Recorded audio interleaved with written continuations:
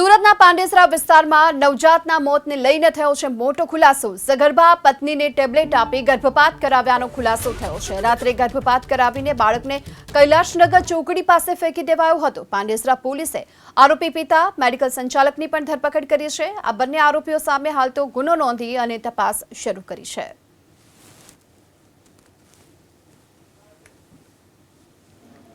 સવારે એક બાળકનો મૃતદેહ મળી આવ્યો, જેનો દિવસ ઉગતા પબ્લિકના ધ્યાને આવતા પબ્લિકે 108 બોલાવેલી અને 108 દરમિયાન સારવાર ચેક કરતા બાળક મૃત જાહેર કરેલ, જેથી સુરત શહેર પોલીસમાં પાંડેસરા પોલીસને જાણ કરેલી, કારણ કે જ્યુરિડિક્શન પાંડેસરા પોલીસનું હતું।